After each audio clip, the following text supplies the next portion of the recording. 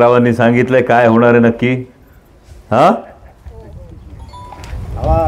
आपल्याला तुतारी वाजवायची गेली 5 वर्ष सातत्यानं संसदेमध्ये सर्वसामान्य शेतकऱ्यांचा आवाज मांडताना, सर्वसामान्य शेतकऱ्यांसाठी, सर्वसामान्य माता भगिनींसाठी भांडताना तुम्ही बघितले. 2014ला आपला गॅस सिलेंडर किती रुपयाला होता? 400. आता कितीला गेला?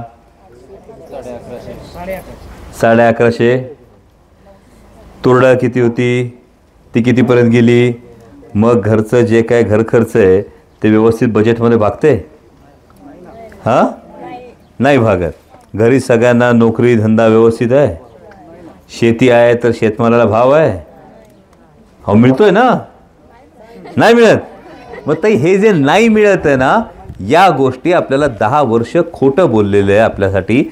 आणि हे खोटं बोलणारं दुसरं तिसरं कोण नाही तर मोदी सरकार आहे. समोरून जे उमेदवार मत मागायला येतात, हे उमेदवार मत मागायला येतील तेव्हा त्यांना आवर्जून हा प्रश्न विचारा की आमच्या शेतमालाला हमी भाव नाही. 10 वर्ष शेतकऱ्याच्या ताटात माती कालवली जाते आणि आता घड्याळाला मत म्हणजे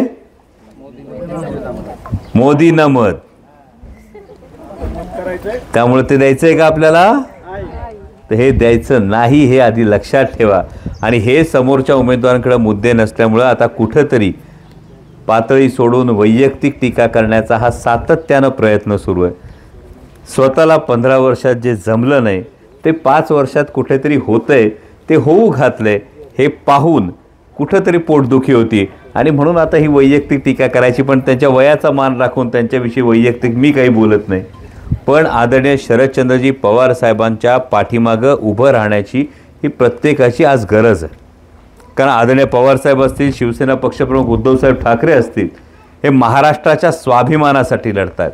आणि महाराष्ट्राच्या स्वाभिमानासाठी लढत असताना, सर्वसामान्य शेतकऱ्यांसाठी लढत असताना आता आपलं चिन्ह बदललंय. चिन्ह काय आपलं नवीन? हां, ते चिन्ह बघून घ्या ताई. तुतारी वाजवणारा माणूस हे आपलं नवीन चिन्ह आहे. आणि ही तुतारी आता आपल्या स्वाभिमानाची तुतारी आहे. त्यामुळे 13 मेला तुतारी वाजवणारा माणूस या चिन्ह समोरचं बटन दाबा आणि तुमच्या मतांचा आशीर्वाद पाठीशी उभा करा. एवढीच कळकळीची विनंती करतो आणि थांबतो. धन्यवाद. जय शिवराय.